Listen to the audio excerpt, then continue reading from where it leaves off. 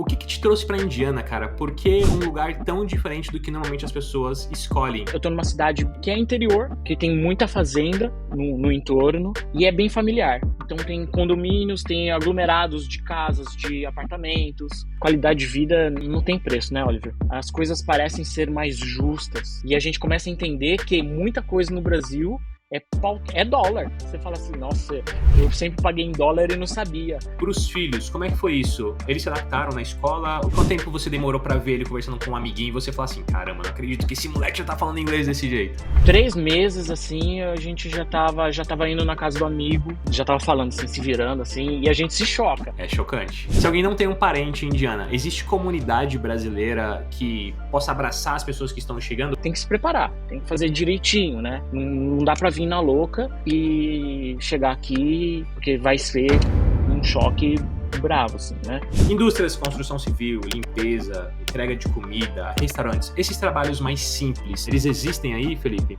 Existe e tem muito. Por onde a gente anda aqui tem plaquinha falando que tá precisando de gente. Existe até uma propaganda assim, ó, se você vier trabalhar com a gente, você ganha um iPhone, porque tá precisando de gente e não tem. Eu me arrependo de não ter vindo antes. Se você quer entender o que você quer mudar de vida, quer vir pra cá pra ficar, planeje-se, traça um plano de ação pra isso, vem embora. Essa é a hora, porque é uma janela que se abre. Se você não passa, para aparecer outra janelinha, às vezes não aparece mais.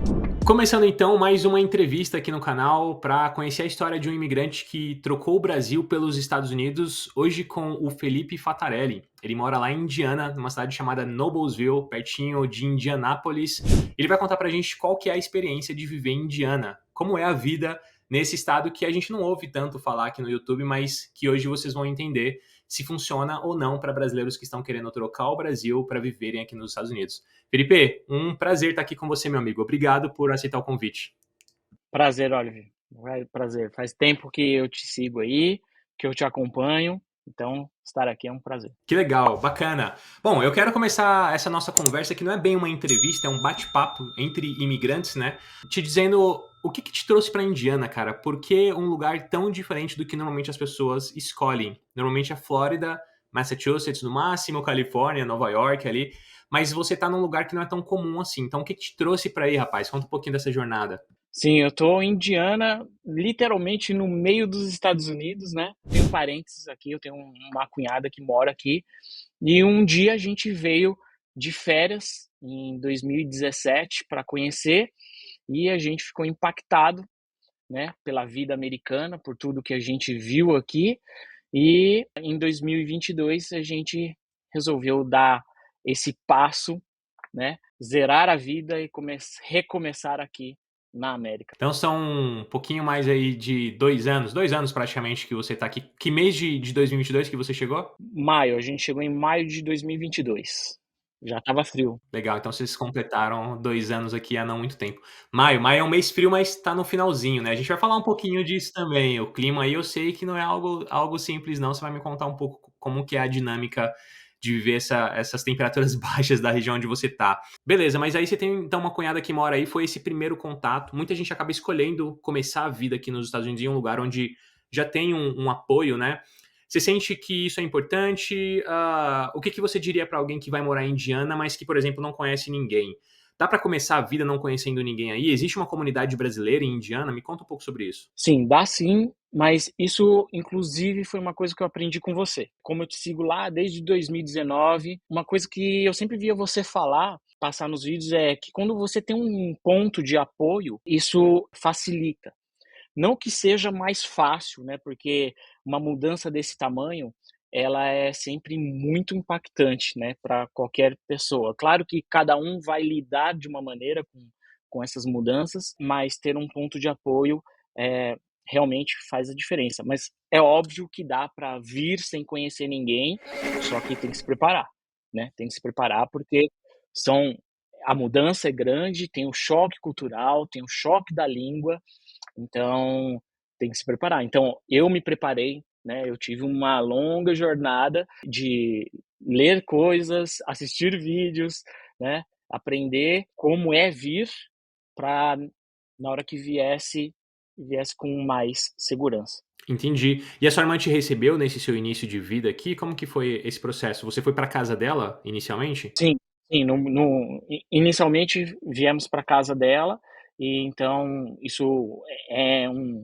realmente um ponto de segurança, né, até porque nós viemos em 4, né, eu e a esposa e 2 filhos, então com criança, a gente tem um friozinho da barriga diferente, né, mas então isso daí facilita, isso facilitou. Se alguém não tem um ponto de contato em Indiana, eu vou matar essa pergunta até pra voltar na sua história, enfim, no Brasil, o que que você fazia lá, pra gente dar um pouco mais de contexto pro pessoal, mas se alguém não tem um parente em Indiana, existe comunidade brasileira que possa abraçar as pessoas que estão chegando? Por exemplo, por que que eu tô dizendo isso? O que que eu percebi viajando aqui por 39 estados nos Estados Unidos? Que qualquer lugar dos Estados Unidos você consegue começar a sua vida se você vai para um lugar que já tem uma trilha teoricamente mapeada para você pelo menos seguir passos, seguir pegadas. Então, vou dar o exemplo aqui de onde eu moro. Eu tô perto de Charlotte, que é uma cidade bem grande e tem comércios brasileiros. Tem uma região onde os brasileiros se concentraram mais, que se hoje alguém que está vindo do Brasil começar a vida lá, chegar nesse lugar e, enfim, bater um papo no mercadinho brasileiro. Olha, acabei de chegar, tô precisando disso, daquilo e daquilo outro. A pessoa consegue se virar aqui. Definitivamente sim, independente dela ter um ponto de contato ou não, ela consegue se conectar com pessoas, construir essa rede de relacionamentos que vão abrir novas portas, né? Como é que é isso em Indiana? Não tem. Aqui não tem. Eu moro numa cidade periférica em Indianápolis, né? Uma cidadezinha teoricamente pequena, ela tem 60.000 habitantes, mas não tem esses núcleos aqui, Oliver, de brasileiros. Não tem. É óbvio que tem brasileiros, mas não assim que você de bate pronto já vê a comunidade. A gente não vê a comunidade brasileira aqui, no meu ponto de vista, né? Comércio, de vez em quando, por exemplo, no centro de Indianápolis tem uma praça de alimentação que lá tem um restaurante brasileiro, só que na hora que a gente chegou lá e a gente falou oi, o pessoal olhou assim, se assustou, nenhum funcionário falava português. Então, Uau! só o dono que era brasileiro e não estava lá na hora. Então, não tem. Então, eu acho que tudo é estratégico, né, Oliver? Que nem você sempre explica, né? Tem que se preparar, tem que fazer direitinho, né? Não dá para vir na louca e chegar aqui, porque vai ser um choque bravo, assim, né? É mais pedreira. É mais pedreira, não tem assim que nem você falou, o exemplo que você deu, ele é muito icônico, né, em algumas cidades, você vê o comércio, você vê o núcleo, né, dos brasileiros ali. Aqui não, aqui não, você não vê. Você tem contato com outros brasileiros aí que moram na região? É que você tá em Noblesville, você disse aqui, né? Você disse que é uma região periférica. Você tá há quanto tempo de Indianápolis? Sim, a Indianápolis é uma cidade grande, né, é lá onde tem a Fórmula Indy, né, a famosa Fórmula Indy. Eu tô a meia hora, dependendo do ponto de Indianápolis que você vai, eu tô a meia hora, 40 minutos de lá. Então, eu tô numa cidade que é interior, né, que tem muita fazenda no entorno, e é bem familiar. Então tem condomínios, tem aglomerados de casas, de apartamentos. Então ela é uma coisa, uma configuração mais familiar. As pessoas, famílias, né, preferem morar nessa borda, nessas periferias, porque aqui é diferente, né, Oliver? Na nossa realidade brasileira, a periferia é onde estão as pessoas mais pobres, digamos assim, né? E aqui não, nas periferias estão as pessoas mais família. Então, o povo que gosta de balada tá mais pro centro. O povo com menos condição financeira, ele também está mais pro centro, assim, mais perto do centro. Então, as moradias mudam os preços e assim por diante. Então, eu estou num lugar mais residencial, digamos assim, né? Não tem tanta indústria, é mais fazenda aqui no contexto. O que já traz um alerta. Eu acho que o imigrante que não estava no seu contexto, que é eu tô indo para esse lugar porque minha irmã mora lá e ela vai me dar uma força inicial. Então faz todo sentido ir para esse lugar. Mas um imigrante, por exemplo, que está chegando nos Estados Unidos e ele vai demandar oportunidade econômica, ele vai precisar conhecer pessoas para entender a cultura local, a dinâmica da vida local. Obviamente, estar em grandes cidades vai trazer uma sensação mais cosmopolita ali para a pessoa. Ela vai ter uma diversidade maior e talvez as oportunidades financeiras, econômicas sejam maiores também. Então, obviamente, se alguém vai para Indiana, o ideal é chegar em Indianápolis e não em Noblesville, né, onde você está morando aí. Onde você diria que tem mais brasileiros aí? Você diria que é Indianápolis onde tem mais brasileiros ou tem algum outro lugar onde você conhece mais? Aliás, quantos brasileiros você conhece? Tem brasileiros que você conhece aí? Tem brasileiro sim, eu conheço umas 4 famílias, mas eles também estão nessas cidadezinhas ao redor. As cidadezinhas você sabe como é, né, elas se encostam, assim, né. Então, todas essas cidadezinhas ao redor é onde estão os brasileiros que eu conheço. Deve ter lá no centro, mas eu não conheço ninguém que mora, né, no centro mesmo, né. Mas eu conheço o centro, já fui, já andei lá. A configuração do centro é óbvio que é mais apartamentos, né, Prédios, né? os prédios. Então é isso. E não tem prédio alto, né, os prédios altos são prédios comerciais, né. Não é uma São Paulo, né, Felipe? Eu sou paulistano, você imagina, aquela cidade de pedras, você não vê aqui. Então você só vai ver isso em Nova York, né. Então prédio alto, você só vê no centro da cidade e é prédio comercial.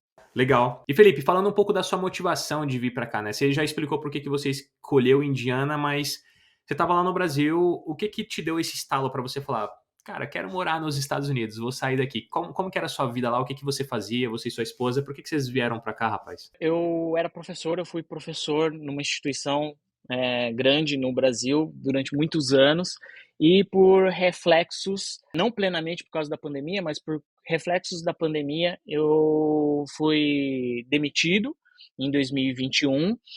Aí eu mudei de cidade lá, passei 1 ano na cidade dos meus pais, que é no interior de São Paulo, e aí as coisas não estavam fluindo da maneira que a gente desejava, né. Quando a gente tem um projeto, a gente tem uma ideia do que a gente quer fazer, se não acontece, a gente não fica plenamente satisfeito.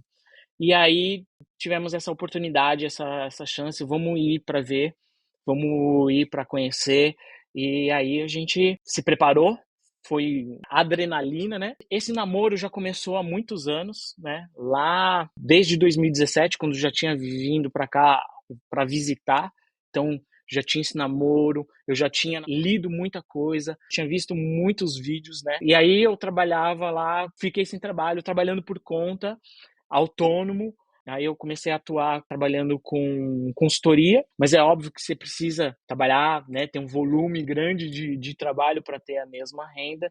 Quando veio essa chance de vir para cá, da gente se arriscar, né, nessa transformação que é bem grande. Vamos falar um pouco disso. É muita porrada que o imigrante toma. Eu gosto de deixar isso claro, Felipe. Eu gostei que você está trazendo esse ponto, porque eu achei importante a nossa audiência, as pessoas que vão assistir a gente, entenderem que esse processo de transição de vida, carreira, dinâmica familiar, língua, né, que a gente vai falar um pouquinho também, ele é muito complexo, demora um tempo, né? Você está agora completando, acabou de completar 2 anos de Estados Unidos. Eu costumo dizer que entre 1 ano e meio e 3 anos é o período da fundação, onde você vai trabalhar a sua adaptação, você vai entender a dinâmica do mercado de trabalho, a gente vai falar um pouco sobre isso daqui a pouco também. Você, de repente, para quem não veio já com visto imigratório, né, decidiu aqui dentro dos Estados Unidos que queria aplicar um processo imigratório, essa pessoa vai ter que correr atrás dos meios jurídicos para viver legalmente aqui, porque tem isso também. Isso causa um estresse gigante. Daqui a pouco a gente fala um pouquinho de como que você conseguiu o seu visto de trabalho, mas essa adaptabilidade ela não é fácil. E no seu caso, você já tinha pivotado sua profissão lá, de professor você começou a trabalhar atuando como, a gente chama aqui de coach, né? Life coach ou então business coach, que no Brasil tem um conceito um pouco deturpado, as pessoas ouvem coach, elas podem pensar coisas diferentes do que um americano vai pensar. E essa profissão aqui é super comum, daqui a pouco a gente até explana um pouco sobre isso. O fato de você ter pivotado e recomeçado sua vida lá te trouxe uma boa oportunidade, que é, já que eu vou recomeçar aqui, não porque, por que não recomeçar lá fora? Por que não recomeçar minha vida em um ambiente onde talvez economicamente eu vou ter mais oportunidades, onde politicamente eu vou estar mais alinhado, enfim. E aí você tomou essa decisão. Como que foi esse choque cultural para você? O que que inicialmente te trouxe temor, medo, ou então arrependimento? Algum momento deu vontade de voltar correndo para o Brasil? Conta um pouco dessa sua experiência. A nossa cabeça funciona de várias maneiras, né. Então você é mergulhado num monte de emoção. Tem o medo, né, tem a ansiedade, tem a preocupação. Nós somos 4, né, eu tenho 2 crianças. Entra tudo isso na equação, né. E a nossa mudança não é uma mudança só para vir explorar, não era uma mudança quando a gente sentou para conversar e decidir isso, a gente fez isso para mudar de vida. E não só para vir para fazer dinheiro e voltar. Porque também tem esse tipo de imigrante, né. Tem esse perfil que o cara vem, eu conheço alguns que vieram ou estão aqui só para fazer dinheiro e mandar, e uma hora vão voltar. Não, a gente veio que era para mudar de vida, Construir a vida aqui. construir a vida aqui. Um dos pilares é a qualidade de vida, com certeza, né. Uma coisa que você também fala bastante, né, qualidade de vida não tem preço, né, Oliver. Então isso já é um choque, né. As coisas parecem ser mais justas, me corrija se eu estiver errado, mas Concordo 100%. essa é a minha percepção, né, as coisas parecem ser mais justas. Uma coisa que eu via você falar é, você trabalha o dia inteiro e no final do dia você almoça num restaurante que você tem um médico do lado comendo, né, almoçando. E é verdade, as pessoas não te medem tanto. Se você tá ali, é porque você é digno de estar ali, sabe, você tem o dinheiro para pagar e O gap social ele é muito menor na minha visão, sabe, Felipe? Eu concordo 100% com o que você está dizendo. Eu acho que a distância entre as classes aqui, elas não são tão perceptíveis como elas são no Brasil, porque talvez, de fato, se você olhar a conta bancária de cada um, vai ser bem diferente. Um talvez tenha ali um savings account com 10 milhões de dólares, outro com 100 milhões de dólares, outro com 30 mil dólares e outro com nada. Mas, se você olha no dia a dia, cotidiano, você não percebe essa diferença. A não ser que você abra a conta de cada um. Vou te dar o exemplo do condomínio onde eu moro. É um condomínio de classe média normal aqui, comum. Pessoas normais, né? Que, enfim, casais que trabalham, etc. Millennials que estão nessa fase de se preparar para comprar casa. E aquelas communities de casas que tem aqui que são super legais e a galera faz o landscape, tudo bonitinho. Cara, aqui no meu condomínio, meu vizinho, por exemplo, ele é engenheiro de software, ele é inglês e migrou para cá, casado com uma americana. O da frente tem uma van que é da construção civil, então ele trabalha na obra, ele é pintor, para você ter uma ideia. O outro ele trabalha fazendo entregas, tem a van lá da Amazon que de vez em quando tá lá na frente da casa dele. O outro tem uma empresa de limpar piscina. E deve ter um monte aqui que são empresários, CEOs de empresas. Você não consegue fazer essa distinção. O que eu acho bacana, porque eu acho que o país conseguiu desenvolver um sistema onde desde o mais pobre ao mais rico, todas essas pessoas, talvez partindo de diferentes pontos, mas elas têm oportunidades para crescerem dentro do país. A dinâmica econômica do país, ela traz essa facilidade, né? Então, eu acho que eu já fiz vídeos falando sobre isso. Nem compensa você ser classe média no Brasil. Classe baixa, então, nem se diga, porque se for para você ser alguém de classe média ou de classe baixa no Brasil, é melhor você ser em um país de primeiro mundo, como os Estados Unidos, porque pelo menos você vai ter acesso a uma casa digna para você morar. Igual aqui, a galera que tá abaixo da linha da pobreza ou batendo na linha da pobreza, o cara tem TV a cabo, telefone com internet limitada para ele andar por aí, ele tem um carro para se locomover, porque nem tem transporte público, nas pequenas cidades principalmente. Ele come talvez os mesmos produtos que outro cara pode comer que tem mais dinheiro. Isso que você está dizendo é bem legal. Agora, obviamente tem o choque, né? A gente estava comentando sobre isso. Para os filhos, como é que foi isso? Eles se adaptaram na escola? O que, que eles te diziam? Eu imagino que fosse uma das suas preocupações, a adaptação deles. Fala um pouco disso pro pessoal. sim, eu tenho um filho de 11 anos hoje, então ele tinha 9 quando a gente chegou, e eu tenho uma filha de 3 anos. Então ela ainda não vai na escola, ele vai. E aí, assim, criança é uma esponja, né? A criança pisa e zum, em um mês ele já estava falando. Legal você confirmar isso, porque a galera fica com medo dos filhos. Eu falo, não se preocupa com os filhos, eles se adaptam muito mais rápido do que vocês. Eu tinha também esse receio. Eu tinha, sabe por quê?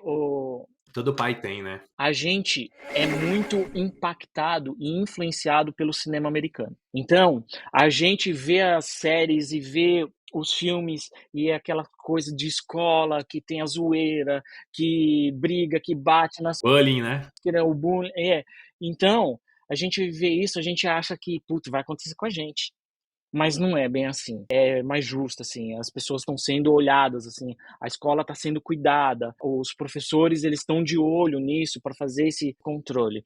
Então, o meu filho, ele ia para a escola, ele fica quase o dia todo, né, então das 8 às 2 horas da tarde, ficava na escola. Primeira semana ele tinha uma professora assistente do lado, que falava espanhol para acompanhar.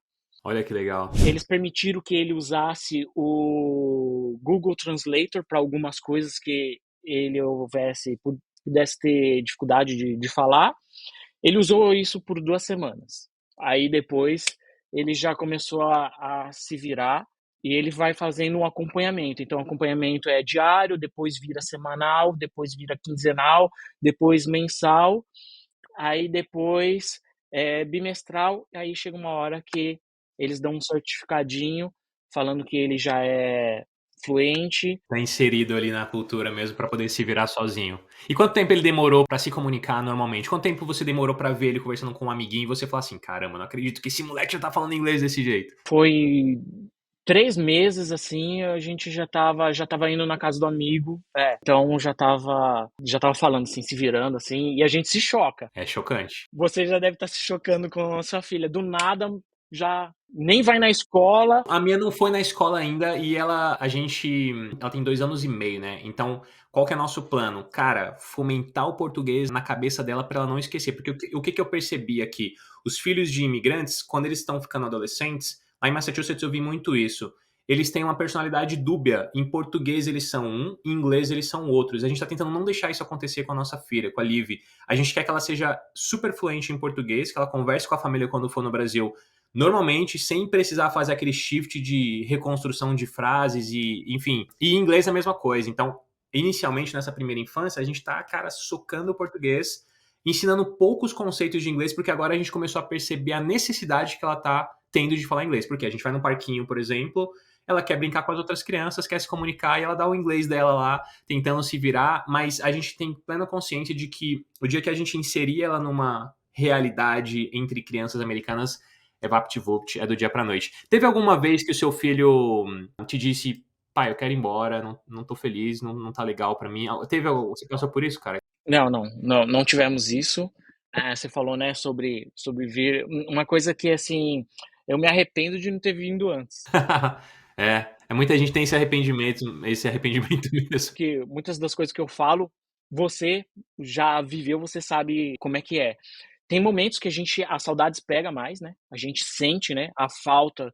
Nós somos um povo afetivo, né? Nós somos do toque, a gente abraça, né, tato. E aqui eles não, né? Não são assim. Então, a gente sente, tem períodos que a gente sente saudades, saudades. Aí, o que eu mais ouço, assim, o que as pessoas mais me perguntam, Oliver, é o seguinte: o que que você mais sente saudades? Aí eu falo, eu sinto saudades, primeiro, das pessoas e depois da comida. Ah, imagino. Do resto eu não sinto. Tá tranquilo, né?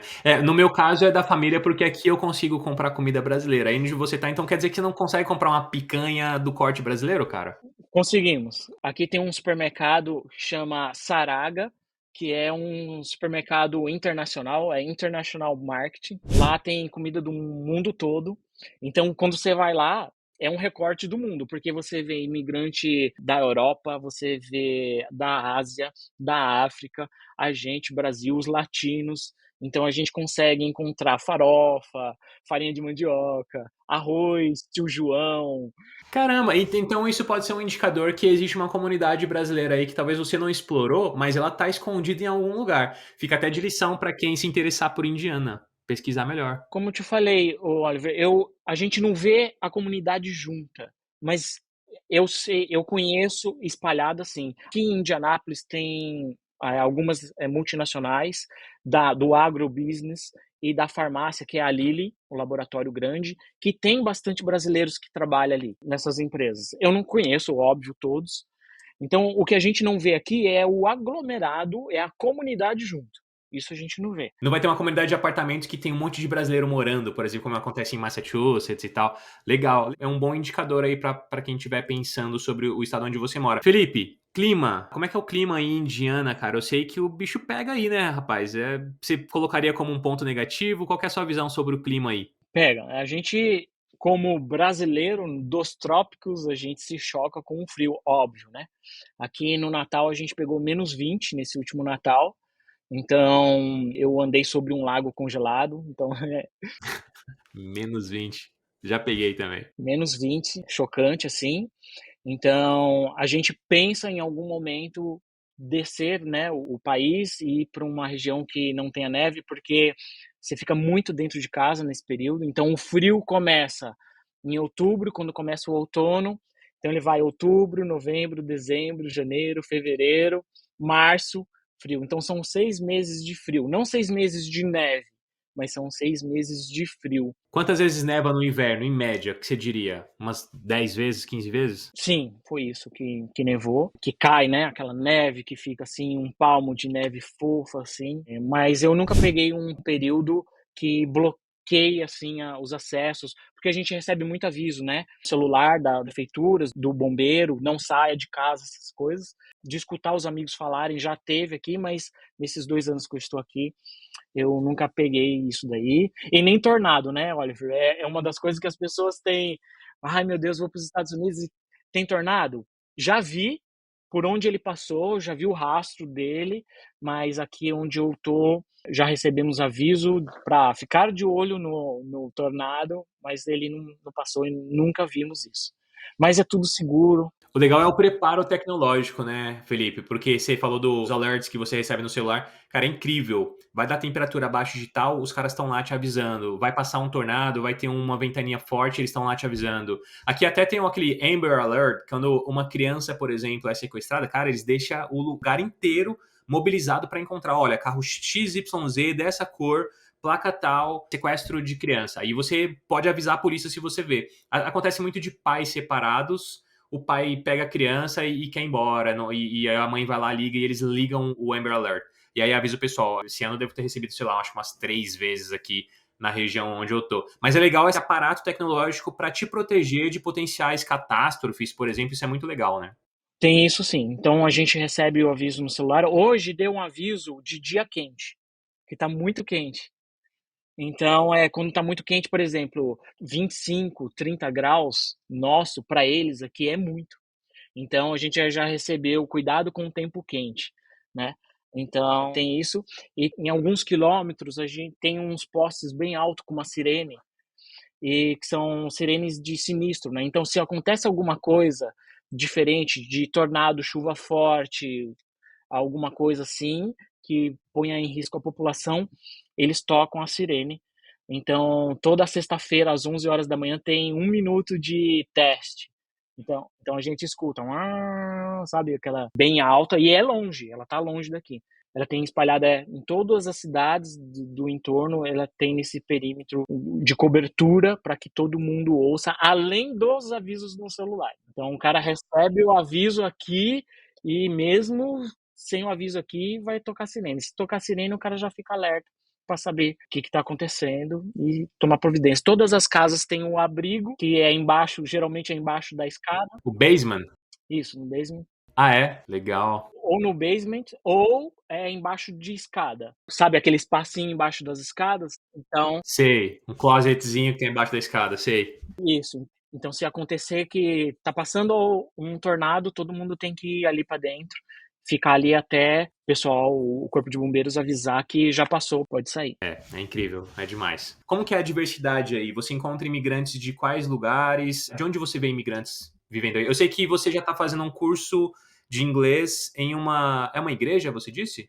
Sim, é muito comum, né, aqui essa aliás, é uma das dicas para todo mundo que vem, né, a gente sempre vê pessoas falando, que logo que você chegar, procure alguma igreja ou alguma instituição que tenha um inglês. Então eu faço para melhorar meu inglês, porque assim, por mais que você ache que o seu inglês seja bom, rapaz, quando você pisa aqui, você sabe, né, você vê que não é tão bom assim, porque calibrar os ouvidos, entender, e eu tô numa área que é interior, então o pessoal fala de forma pejorativa, que assim, queixo duro, que é aquele cara que Viu a mesma coisa aqui. então você tem que treinar muito o ouvido. Então toda segunda-feira eu faço inglês numa igreja gratuito. Então, não é a única igreja que faz isso.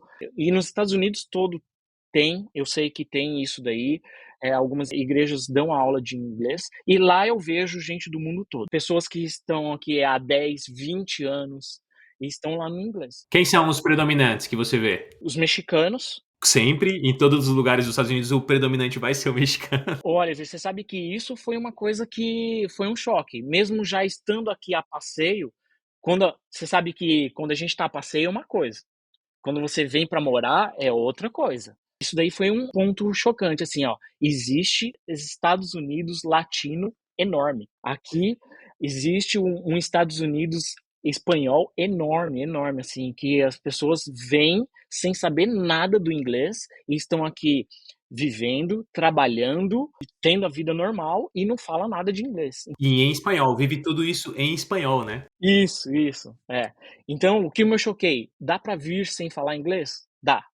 É claro que vai ter suas dificuldades, Desafios. seus desafios, mas dá pra vir. O idioma não é uma barreira, mas é um diferencial, é óbvio. Claro, claro. Então eu vejo o pessoal da América Latina, eu tenho um amigo que é de Honduras, tem gente da Venezuela, tem gente da Ásia, tem um amigo japonês, na mesma sala, né? Tem uma senhora que ela veio do Haiti, porque a filha já morava aqui, ela veio, uma senhora. E hoje ela trabalha aqui e ela tem dificuldade. É muito engraçado ver ela falar, porque no Tahiti eles falam francês e o crioulo, né? Que é uma mistura de língua africana. Então é uma linguagem elaborada e mesmo assim tem dificuldade de entender algumas coisas dos Estados Unidos. E tá lá também aprendendo, né?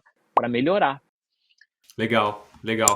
Interessante, já que você tem esse contato com essa comunidade, eu imagino que você já conhece um pouco da dinâmica desse mercado de trabalho que abraça esses imigrantes, né? Principalmente os que não falam inglês, a gente sabe disso.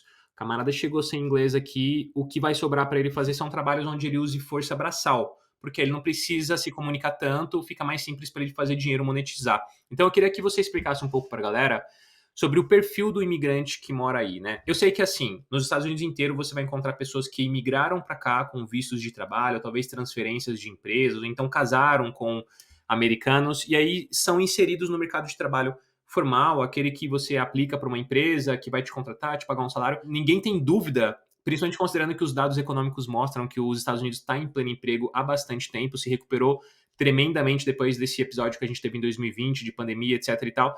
Tem bastante trabalho, isso aí todo mundo sabe, independente da sua área. Ah, Oliver, eu sou engenheiro de software, tem trabalho para mim? Cara, tem. Ah, eu sou engenheiro, tem. Civil, tem. Eu sou médico, eu sou enfermeiro, eu sou professor. Todos esses trabalhos existem. E tem também aquele público que vem para depender do trabalho mais braçal, que é o trabalho que a gente pode até comentar um pouco sobre isso, que a gente fala dessa forma porque eu acho que fica mais didático para as pessoas entenderem, que o americano não quer fazer. Não é que não hajam americanos fazendo, mas você pode até contar um pouco dessa sua visão para o pessoal. E aí vem o imigrante para absorver esse tipo de trabalho e fazer com que a economia continue girando. É até por isso que existem alguns incentivos para trazer mão de obra para cá para trabalhos não qualificados. E falando um pouco desses, já que você tem contato com essa turma que está ali aprendendo, às vezes não tem capacidade de trabalhar no mercado mais formal, vamos dizer assim. Indústrias, construção civil, limpeza, entrega de comida, restaurantes, esses trabalhos mais simples. Como que é a dinâmica desses trabalhos em Indiana? Eles existem aí, Felipe? Existe e tem muito, muito, Oliver. Aqui todo o entorno, como tem é muita fazenda, aqui a gente está vendo assim, o pessoal pega um recorte da fazenda e transforma em condomínio. Então tem muita construção, é muito aquecida aqui a construção. Você vê construção desde o formal, que é os órgãos públicos fazendo recapeamento, ponte, ainda mais agora, né, no verão, porque depois chega o frio, não dá para trabalhar, e na construção das casas, assim. Então, no contato com essas pessoas, né, com esses amigos, assim, a leitura que eu faço, 90% é imigrante, latino, trabalhando informal ali. Então, eu perguntei, você sabe, né, que aqui é indelicado, é uma etiqueta não perguntar o status da pessoa, né? A gente não pergunta, você entrou como? Você tem visto? Não tem. Isso é uma coisa que não se fala. Mas você conversando, ainda mais quando eles sabem que a gente é brasileiro, eles gostam muito da gente. Isso é bem bacana. Então eles conversam, então eles contam, né? E aí, claro, você vai adquirindo uma amizade e vai matando as curiosidades, Explorando mais, né? explorando. Então, ou seja, estar com pessoas e trocar ideia é sempre importante. Então, eles relatam a maioria no trabalho da construção civil. Eu tenho colegas mulheres que elas fazem a limpeza de casas assim regulares e o pós-obra. As mulheres elas fazem a limpeza do apartamento quando está pronto. Então, os homens constroem e na grande maioria as mulheres limpam para deixar são mais cuidadosas e tal, né. Definitivamente. Isso é um negocião, cara, limpeza pós-obra aqui. Eu lembro lá em Massachusetts, uma amiga minha que ela me falava: Oliver, uma casa que eu vou limpar, eu cobro $1.000, $1.200 pra limpar depois que ela terminou de ser construída, porque tem que tirar tinta do chão e não sei o quê. Ela tava rica fazendo isso. É incrível como tem gente ganhando muito dinheiro nesses mercados aqui, né? Que a gente não imagina aqui no Brasil que isso é possível. E aqui, esse mercado ele é completamente valorizado. A mão de obra é muito valorizada aqui, né, Felipe? Então você falou de construção, você falou de limpeza, A limpeza, o landscape, que é a jardinagem, muito, muito, porque assim, é da cultura americana, né, Oliver, toda casa ter o jardim, né. Então, ao contrário do que as pessoas imaginam, acho que não tem verde, não, aqui tem verde, você mostrou até essa semana. Tem muita árvore, tem muito verde. Então toda casa tem grama e tem árvore, e tem flor.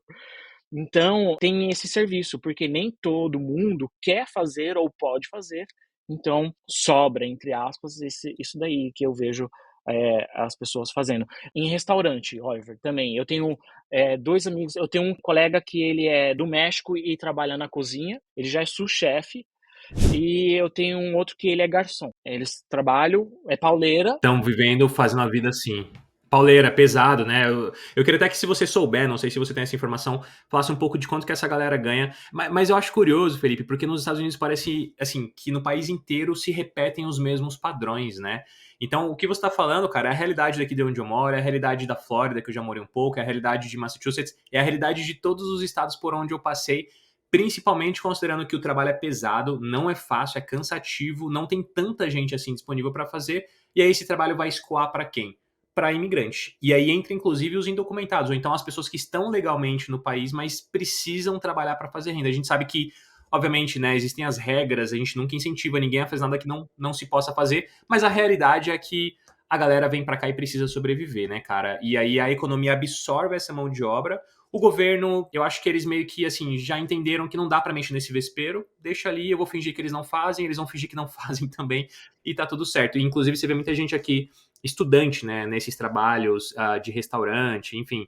Mas quanto que essa galera tá ganhando, mais ou menos, por hora? Quanto que um cara de construção civil deve ganhar aí no estado onde você mora, cara? Pelo que eu sei, o cara que chega, assim, sem saber nada, assim, tá por volta de $18 a hora, né, por volta disso, que eu vejo. Claro, mas aqui onde eu moro é menos. Ok, às vezes é só o contexto, né, contexto é tudo, né. E aí, a média que eu ouço é $20, de 20 a $25 a média. Para cima disso, 30, 35 é quem já está bem ou quem é especialista.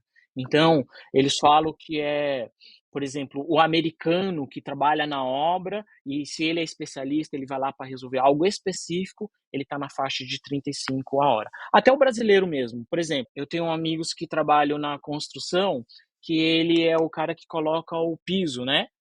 Então, isso é muito específico. E como ele já está a longa data aqui, então ele falou que é 35, mais ou menos, a hora dele. Cara, e é um bom salário parecido com Massachusetts, inclusive. Em Massachusetts, a gente sempre ouve que é o lugar onde se paga melhor, né, pra esse tipo de trabalho, mas é um salarão, ainda mais pra quem tá começando. O cara que chegou e não sabe absolutamente nada, ganhar 18, $20 a hora, é um bom dinheiro. O assunto trabalho é um pilar, né, Oliver? E aí, por onde a gente anda aqui, tem plaquinha falando que está precisando de gente. Desde quando eu cheguei, ou seja, desde do ano passado. Eles nem tiram mais, né. Não tira, o pós-pandemia deixou muita frente de trabalho, então a gente vê nos trabalhos formais. Como assim deixou muito à frente de trabalho? Explica isso melhor, Felipe. É um fenômeno que a gente ainda está entendendo, assim, ó, porque, assim, esses trabalhos formais, essas plaquinhas são os trabalhos para quem tem documento, né, para quem vai trabalhar de formalmente. E por que que a placa tá lá sempre? Estão sempre precisando de gente? Tá faltando gente para trabalhar nesses lugares. Alguns lugares é difícil, Oliver, mas alguns lugares colocam um preço. Então, outro dia eu vi, eu acho que no McDonald's, eu não lembro exato, tava lá $13 a hora. Um outro que eu vi tava 17 a hora. Já faz um tempo, entende? Então, existe até uma propaganda assim: "Ó, se você vier trabalhar com a gente, você ganha um iPhone", porque eles estão precisando, eu acho que você já viu isso também. Já vi demais, é. Tá precisando de gente e não tem. Cara, é loucura, É uma realidade do país inteiro, cara. Você sempre comenta lá nos meus stories, lá no Instagram, no siga o Oliver, né? Caramba, Oliver, como é semelhante ao landscape, as coisas e tudo. E não só isso, cara, como é semelhante à situação, né? Eu vejo isso aqui, eu vi isso em Massachusetts, eu vi isso na Flórida também. Essas grandes indústrias corporativas, elas estão sempre com dificuldade, a placa fica ali para sempre, eles nem tiram porque a rotatividade desse tipo de trabalho é muito grande. Não é qualquer americano que vai estar disposto a ir lá fritar hambúrguer, né? E aí o que você falou me chamou a atenção, porque é aquela coisa, na pandemia muita gente se retraiu, saiu do mercado de trabalho, ficou vivendo do dinheiro do governo, porque o governo soltou muita grana no mercado. Muita gente, Felipe, pegou esse dinheiro e empreendeu aqui. Principalmente agora com a economia da influência, a economia digital, a economia da criação digital. Então eu acho que muita gente foi absorvido digitalmente, ficou em casa, não volta para o mercado de trabalho, e aí sobra ainda mais vagas no mercado de trabalho. Cara, esses dias eu fiquei sabendo de uma marca famosa aqui, grande, rede de fast foods, que eu não vou falar o nome, obviamente, mas os caras estavam contratando pessoas sem documento pela falta de mão de obra. Eu tenho amigos que têm restaurantes e falam, Oliver, se eu não contratar um cara que tá aqui estudando, um cara que tá aqui, sei lá, que veio com visto de turista dele, cara, meu negócio vai fechar. Eu não tenho o que fazer. E aí eu vou deixar de pagar meus impostos, eu vou deixar de contribuir com a economia, eu vou deixar de empregar americanos, inclusive. Então, é a única saída que eu tenho para sobreviver. Eu acho que é isso que o governo está de olho para tentar resolver. Vamos ver se para os próximos anos eles abram mais vagas para que as pessoas possam formalmente imigrarem para cá para esse tipo de trabalho, por exemplo, porque precisa, né, cara? E o americano não está voltando para esse trabalho, porque ele foi absorvido na economia digital. E vai sobrar para quem quer fazer, né? Sim, sim. Falou uma coisa que eu reparei aqui, que assim, esse emprego formal é mais, eu acho que nos restaurantes de rede. Falando particularmente de restaurante. Nos restaurantes, assim, que é o único dono, sabe? Aí esse, ele pega as pessoas, né? Definitivamente. É. Ele não faz essa exigência de ter a pessoa com um documento para trabalhar, porque ele precisa, senão ele não roda. Esses meus amigos que trabalham em restaurante, adivinha, todo mundo que trabalha na cozinha e servindo é latino. Aqui perto de onde eu moro tem essa situação também. Eu conheci um imigrante grego e eu fui lá comprar uma pizza. É um prédio que tem uma pizzaria. Depois eu vi que tinha uma hamburgueria. Aí eles acabaram de abrir uma taqueria. Mas assim, coisa grande, cara. Muito bonito, bacana. E eu falei, caramba, que legal esse negócio aqui. Aí comprei a pizza, lotado de americano. Minha cidade é pequena, não tem tanta coisa pra fazer, então o pessoal vai pra lá. Aí eu olhei assim a cozinha, mexicano, latino. Pode ser guatemalteco, pode ser, né, a galera latina. Aí beleza, depois eu falei, agora eu vou testar a hamburgueria. Aí entrei na hamburgueria, olhei na cozinha assim, que ia ficar aberta, cara, só latino também trabalhando. Aí a menina atendendo falava Spanish, tava conversando em espanhol com eles, né? Só que ela era americana, ela tinha um inglês de americano também. Ela, uma menina de 18, 19 anos. Ela era filha do dono do restaurante. Já nasceu aqui. Já nasceu aqui. Eu falei, desculpa, porque ele é grego, ele é espanhol, ele não é grego, não. Aí eu perguntei pra ela, você consegue entender o espanhol deles? Na verdade, eu perguntei, o espanhol deles é igual o seu, que é espanhol? Porque eu já tinha feito a ligação de que ela era filha do dono. Ela falou, não, é diferente, às vezes eu não entendo o que eles falam, é bem complexo. Aí batemos um papo, aí daqui a pouco o pai dela veio falar comigo, e ele era o espanhol. E aí ele se apresentou pra mim, trouxe um sorvete pra minha filha, assim, brincou lá com ela, cara super simpático. Eu falei pra ele, acabei de chegar na cidade, tô explorando lugares, gosto muito do seu restaurante, legal, já comi aqui na pizzaria. Ele falou, a gente tá abrindo uma taqueria aqui do lado. Então ele abriu a pizzaria, abriu a hamburgueria e abriu a taqueria. Os três, um do lado do outro, lotado de latino, exatamente refletindo isso que você disse agora. E essa coisa agora da inteligência artificial que está vindo para.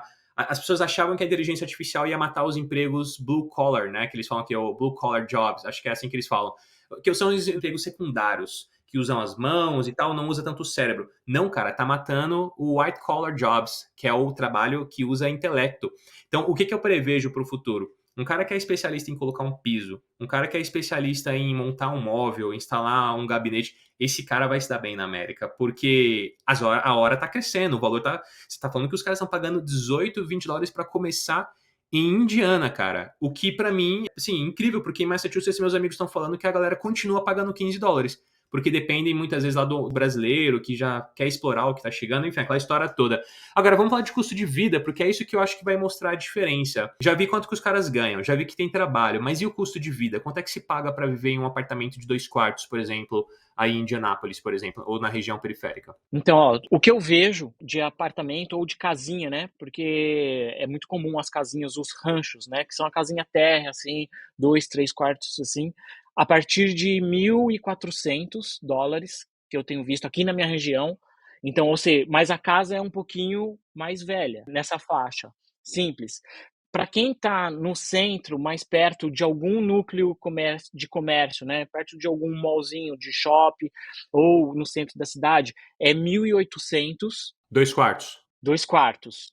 Isso, 2 quartos. Uau, caramba, cara, incrível. Barato, hein? Tô assim, tô meio que sem entender, porque tá barato mesmo, assim. Eu achava que era mais caro, porque você não tá tão longe de Illinois, por exemplo. Chicago, por exemplo, já tá mais caro. Tô a 3 horas de Chicago daqui. Mas ó, Oliver, eu acho que uma coisa importante para falar é, isso é de acordo com o meu contexto, o que eu vejo, né, a gente não pode generalizar e falar que é isso, e o cara vir falando: "Não, o cara lá falou que Você não tá se comprometendo com ninguém, né?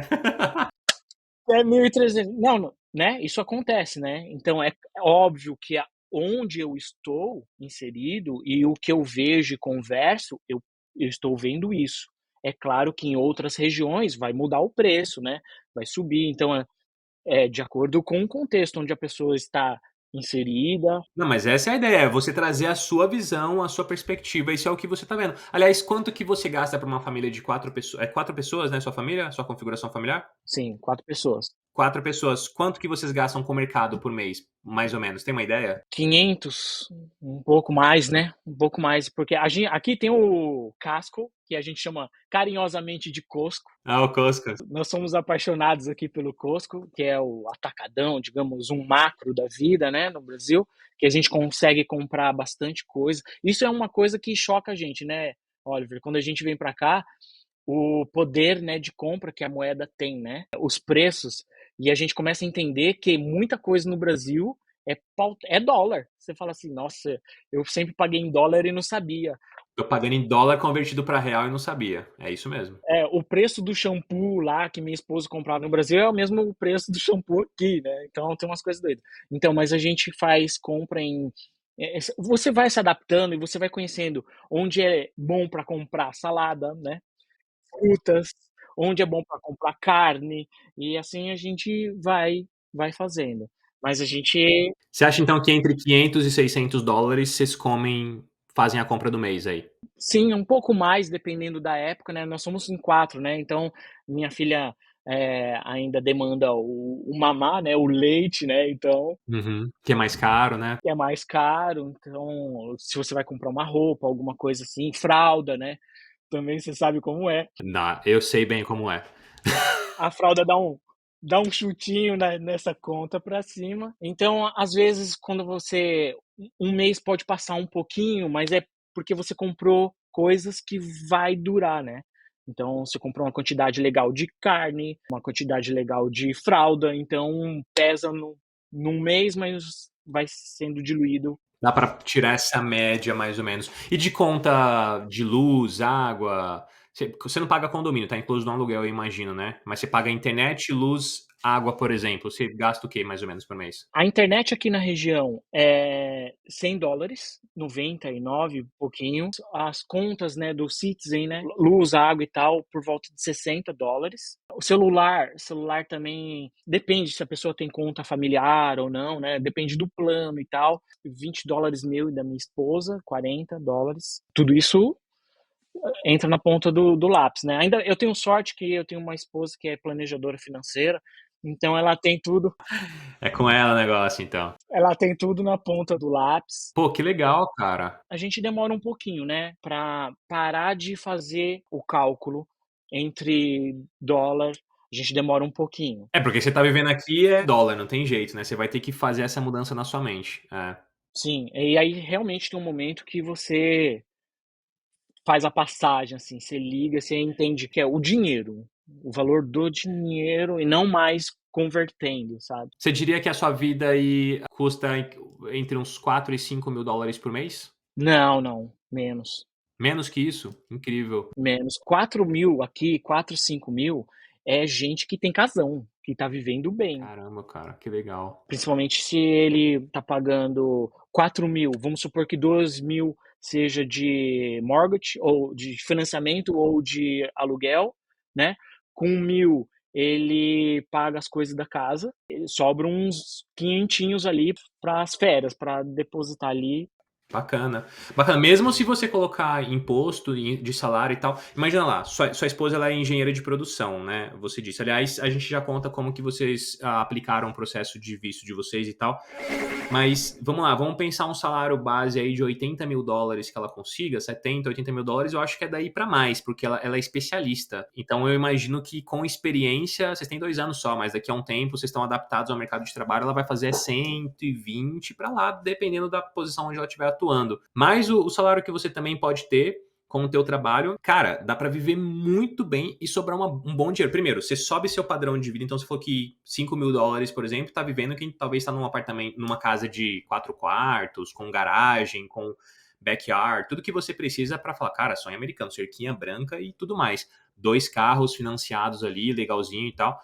Cara, sobra um bom dinheiro. E eu acho que esse vídeo aqui vai servir até de um alerta para pessoas que só pensam em vou para Massachusetts, vou para Flórida. Cara, você tá indo para um lugar que o custo de vida definitivamente não vai ser esse que você tá me contando aqui, porque lá eu pagava no meu apartamento de 2 quartos $2.900. Agora ele tá 3.100, cara. Não para de subir. Apartamento. Apartamento, não é casa, apartamento de 2 quartos. Então, assim, eu acho que é até bom pra gente trazer essa consciência para as pessoas. Pensem em diferentes lugares, diferentes perspectivas. Ah, mas não tem tanto brasileiro assim. Calma, você se vira, cara. O Felipe tá aí, ó. O bicho se virou, tá sobrevivendo bem lá. Olha, você sabe que, só fazendo um parentezinho que eu acho que agrega nisso, como eu conheço bastante gente, né, que imigrante, né, por causa lá da aula que eu faço, eu tenho muitos amigos que vieram da outra costa, vieram da Califórnia e que não querem morar lá por 2 fatores: tudo muito caro e muita violência. Então essa foi a principal reclamação que eu vejo deles. Eu me choquei, eu me assustei, falei: "Nossa, eu sabia que era caro, mas tem toda aquela história lá do pessoal que rouba, entra nas lojas, rouba e tal". Sim, Califórnia, Oregon, aham, Washington. Eu acho que tem isso, né, quem você é, eu acho que esse é um dos segredos, quem que você é e o que você quer. Porque, assim, é óbvio que o país é muito grande, tem muita coisa para fazer, né, tanto para se divertir, como cultura e para trabalhar, mas, também tem que ter essa sabedoria, né, a gente vai adquirindo também essa sabedoria de saber onde está, né. Você foi um cara que esteve lá no friozão Massachusetts, depois viajou a América inteira e escolheu um lugar. Não é assim, né, não é de brincadeira. Estudou, né, a gente pensou até pelo que a gente quer fazer aqui e ser aqui, né. Então, como eu disse, a gente veio para mudar de vida, não para fazer dinheiro. Então é óbvio que tem lugares que paga mais, lugares que tem mais balada. Então, quem é você? O que que você quer? E aí você vai encontrar esse ponto onde você vai ser atendido nisso que você do que você é e do que você quer para sua vida, né. Muito bom, muito bom. Gostei, gostei dessa sua visão. Então eu conheço gente que já de todos os lados, gente que veio embora, e essas pessoas vieram embora por causa disso, porque é muito caro. E eu falei: "E por que aqui?". Eu fiz a mesma pergunta que você me fez. Eu falei: "Nossa, e por que que você escolheu aqui?". Já que estava lá, né, perto da família e tal. Aí ele falou assim: "Ah, porque aqui eu tinha um primo". Eu falei: "É, entendi". "Ah, porque aqui", o outro falou assim: "É porque aqui eu tinha uma tia". Aí veio. Então, os latinos, eles fazem muito isso, sabe? Eu vejo eles muito mais unidos do que nós. Não sei qual é a sua percepção sobre isso, mas é a minha percepção, assim, o latino que ele vem, quando ele vem e ele se adapta e ele fala: "Cheguei, estou bem", ele traz todo mundo, né? Sim, definitivamente. A comunidade se ajuda, né? Sim, ele traz o pai, a mãe, ele traz todo mundo. Ele fala: "Ó, agora eu tô bem, pode vir, vem". E aí vem, eles dão um jeito. Eu conheci um cubano muito legal que está aqui há anos. Ele veio quando ele era adolescente, com 17 anos ele chegou aqui. E quando ele estava bem, ele trouxe os pais, ele trouxe os irmãos, entende? E aí eu falei: "E mora todo mundo junto na mesma casa?" Ele falou: "Não, eu construí uma casinha, o terreno era grande, construí uma casinha no fundo para os meus pais". Pô, que legal, cara. É, isso é incrível mesmo. Acho que a gente ainda tem muito que aprender como comunidade brasileira aqui nos Estados Unidos, principalmente para entender que normalmente as pessoas que estão vindo para cá salvo aquele extrato que é ganancioso, que vem para ganhar dinheiro de todo custo e vai aplicar golpe, vai fazer o que é errado, enfim.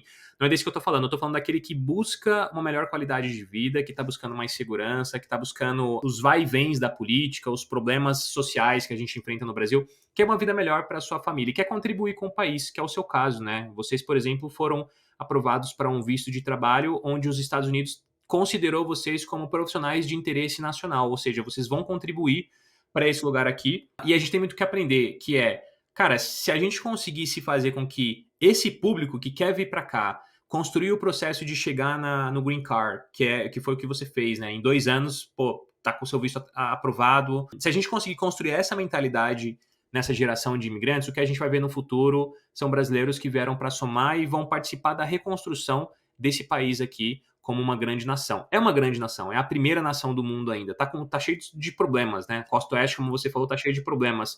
Mas eu acho que ainda dá tempo de se corrigir. E se tiver pessoas com a mentalidade sua, por exemplo, Felipe, definitivamente a gente vai acelerar esse processo de construção. A gente tá, cara, já vai dar 1 hora de conversa. A conversa poderia ser 2, porque, pô, caramba, é muito bacana ouvir da sua perspectiva. Eu queria só que você fizesse um resumo do processo que você usou para emigrar para cá. Faz uma rápida explicação. O intuito do vídeo nem é esse, né? Mas eu sei que a sua esposa estava com F1, você estava com F2, então você era o acompanhante dele. Então você entra dentro dessa minha leva de seguidores que construíram a escadinha, vieram, validaram, é isso mesmo. Estudei, qualifiquei aqui, eu quero ficar nesse lugar. Bacana, vou dar o próximo passo que é aplicar para minha residência permanente. Foi o que você fez. E aí você está se tornando um exemplo, porque vamos lá, 2 anos e pouquinho, você já conquistou esse objetivo, cara. Isso é incrível. Então faça um breve resumo disso para a galera saber o que foi que você fez. Sim, eu acho que assim, uma primeira coisa nisso tudo, é uma coisa que eu aprendi lá há muito tempo, desde que eu assisto seus vídeos, nunca faça nada ilegal.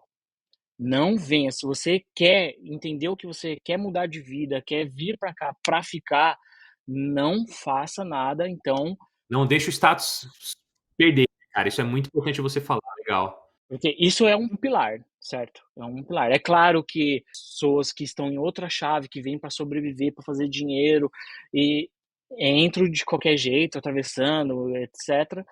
Mas isso é um pilar. Porque assim, Oliver, o americano, os Estados Unidos, o país, ele precisa do imigrante de qualquer maneira. Ele precisa. Eu acho que sem o imigrante, essa nação para, porque é a força de trabalho. Mas ele também precisa do imigrante certinho, legal, para trabalhar nas frentes de trabalho que estão vazias. Você aplicou o visto de trabalho, o EB2 NIW, né? Isso. Defendeu essa. Na verdade, não foi você, foi a sua esposa que foi a aplicante principal. Baseado na experiência acadêmica dela, certo? Ela é engenheira de produção, você falou. Isso, baseado nessa experiência dela, nós dois fizemos, na época, um questionário para saber quem era o melhor aplicante. Uma avaliação. Isso, uma avaliação para quem era o melhor aplicante, que no caso era ela, por quê? Por causa dessas áreas que estão carentes de mão de obra. Então, a engenharia, a parte de finanças, né? Ela é engenheira e trabalha com planejamento financeiro, então aqui tem muita demanda nesse sentido, e aí, né, foi feito o processo, né, o business plan foi feito para ela, e aí eu sou o conjugado, o acompanhante, O acompanhante, o beneficiário da. e é o beneficiário, é. O beneficiário da esposa aí. Legal, cara, legal. Quanto tempo demorou o processo de vocês para sair a aprovação? 2 anos. 2 anos. É esses 2 anos. Então, esse tempo que você ficou estudando aqui manteve esse seu status legal no país, foram se qualificar, a sua esposa, no caso, era a estudante principal, né? E ela, enfim, aplicou o processo. Vocês fizeram, ela fez curso de idiomas também. Quanto que ela pagava na escola de inglês, você lembra? Lembro, e era caro, hein? Aqui, Quanto era? era $1.000 o mês. $1.000 por mês. É, porque tem estados, por exemplo, vai Califórnia, a gente tem escolas na Califórnia que cobram R$ 450. Desculpa, $450. Flórida, por exemplo, é $500. Sim, só que qual é o lance? Quando você vai fazer, né, estudar, não é qualquer escola que te dá o F1, né? Isso. Então tem isso. Eu tenho amigos que viveram aqui nos Estados Unidos, literalmente, o Oliver, e só com F1. O cara passava mais de um ano aqui e ele ia de um curso atrás do outro, Renovando. É, eu conheço gente aqui, cara, que tá 10 anos nos Estados Unidos com visto F1, você acredita? estudando. 10 anos. Estudando, cara. É assim, eu entendo, né? A pessoa quer manter a legalidade aqui no país e tal, mas Eu acho muito mais inteligente fazer o que você fez, que é assim: "Olha, eu vim fazer um teste, você tem todo esse direito, né, de vir para cá e testar o país, ver se você gosta, se você quer. Validou a decisão, é isso mesmo, a gente está decidido. Vamos começar então um processo migratório para a gente se tornar um residente permanente e ter todos os benefícios, todas as liberdades inerentes de você ser um residente permanente americano, ter o seu green card na mão, poder ir para o Brasil, voltar a hora que você quiser, um green card que vale 10 anos e na verdade é para sempre, é só o cartão que vale 10 anos, depois é só você renovar, ou se deu 5 anos com o seu green card na mão e você fala, não cara, eu quero ser cidadão, eu quero me comprometer com esse país, quero votar aqui, cara, você também pode fazer isso, eu acho muito mais inteligente, então é o que eu incentivo os meus seguidores a fazer, eu fico contente que você seguiu essa trilha e deu certo para você, cara, pô, enfim, agora sua vida vai para outro patamar. Sim, isso é uma coisa que eu sempre vi você falar. A melhor coisa é venha para conhecer. Essa é uma dica, assim, olha, a pessoa que tem isso num plano, né, que ela tem um plano, que ela está estruturando, ela vem passar férias, vem passar férias. Tenha uma, 2, 3 cidades que queira conhecer já, isso, né, você sempre falou disso, porque é diferente estar aqui. Tem todo um lance, a língua, o choque cultural. Então, se você puder vir para conhecer, para viver um tantinho ali, ficar num Airbnb, passar 2 semanas, um mês, que seja. Com essa perspectiva, né, Felipe, de se você morasse aqui, não ir passear a Disney, apenas isso, mas ter perspectiva de olhar, deixa eu ver, mercado de trabalho, conversar com pessoas, como é a dinâmica da vida, tudo isso, né, cara. Para sentir a realidade, não um passeio. Visita de reconhecimento. Exatamente, sabe aquela coisa, ir no mercado, comprar as coisas, cozinhar, sair, alugar um carro. Então, e isso, né, você sempre falou disso, e eu acho que isso É válido. é muito válido, porque aí a pessoa vai entender se é isso mesmo que ela quer. É isso. E muita gente já tem o visto de turismo, né, cara? Muita gente já tem esse visto emitido no passaporte. Lá na Move a gente tá recebendo muito essa demanda, pessoas que estão pedindo visto de turismo e negócios para vir para o país fazer essa visita de reconhecimento. Ou então, não, eu quero ter uma experiência um pouco mais longa, quero ficar lá já com a cabeça de estudar. F1, pega o F1, vem para cá também, dá para fazer a mesma coisa. Validou a decisão, você tem sempre a possibilidade de aplicar o processo migratório daqui de dentro. Tem muita gente que prefere fazer isso para não aplicar o processo de fora e ter que esperar 3, às vezes 4 anos, dependendo do processo, para vir para cá. É a chance de você entrar imediatamente no país, começar a ter contato com a realidade, com a cultura, criar oportunidades. Não vai dar tempo da gente falar numa segunda entrevista, a gente conversa um pouco mais sobre isso, sobre os seus planos, o fato de você estar desenvolvendo o seu negócio, sua própria empresa. Aliás, eu quero que você fale seu Instagram para o pessoal te seguir no Insta, cara. Qual que é? Sim, o meu Instagram é o @felipefata, Fata, tá lá, quem quiser trocar ideia, entrar em contato, fique à vontade, estou à disposição aí. Sigam aí o Felipão. Ele pode, inclusive, ajudar pequenos empreendedores aí, essa área dele. Ele ajuda a galera que tá querendo fazer planejamento. Às vezes você tá pensando em ir pra Indiana, não sei. Quem sabe o Felipe não possa ser um ponto de contato para você, te ajudar com esse planejamento. Enfim, o cara é especialista nisso. Então, isso pode ser legal para vocês que estão pensando em dar um up na vida, mudar de vida completamente, recomeçar. Ele fez isso, né? Viveu na própria pele. Agora, Felipe, eu fui que eram 2 perguntas, né? A última é: o que que você tem de conselho para pessoas que estão pensando em sair do Brasil devido a todos os desafios que a gente tem lá e considerando morar nos Estados Unidos, meu amigo? Você como um cara que fez isso, diz aí a tua mensagem para a galera.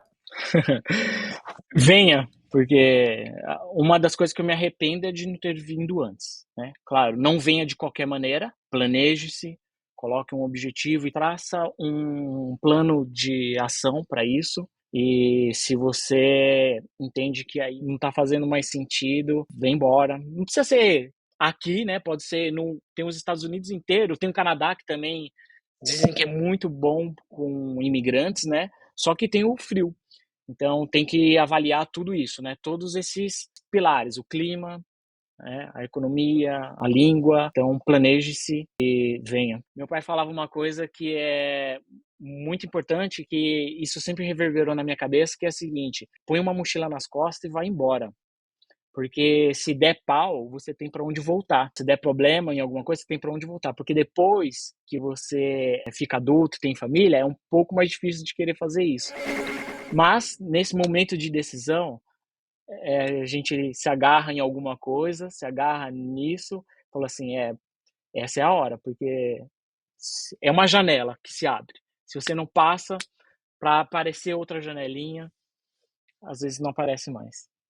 Massa. Que legal, cara, que legal. Foi muito bom conversar com você, Felipe. Fiquei muito feliz de conhecer um pouco mais profundamente agora a sua história. Quero agradecer imensamente por você dispor o seu tempo aqui para ajudar a nossa comunidade que está planejando a fazer a mesma coisa que você fez. Desejar muito boa sorte, te dizer que, cara, se você está feliz nesses 2 anos apenas que você está morando aí, você não sabe o que te espera daqui para frente. E aí eu tô te falando como um cara que tá um pouquinho na sua frente porque veio antes de você. E agora que você conquistou esse objetivo, é um peso que você tirou das suas costas de, legal, agora eu sei que eu vou ficar aqui para sempre se eu quiser. E o Brasil pode se tornar a sua segunda opção. Você não precisa abandonar o Brasil, mas sempre vai estar lá como uma segunda opção. Agora você inverteu o jogo. Antes a galera tava no Brasil pensando nos Estados Unidos como segunda opção. Agora não, você tá nos Estados Unidos pensando no Brasil como uma segunda opção. Acho que isso alavancou demais aí as suas possibilidades e as suas perspectivas futuras. Então, te desejo muito boa sorte e quero agradecer a todo mundo que ficou com a gente até aqui. Se vocês gostaram, comentem aí. Eu quero ver o comentário de vocês dizendo se esse formato de vídeo é legal para vocês comporem o planejamento imigratório de vocês, que eu trago mais pessoas de outros estados para a gente explorar diferentes regiões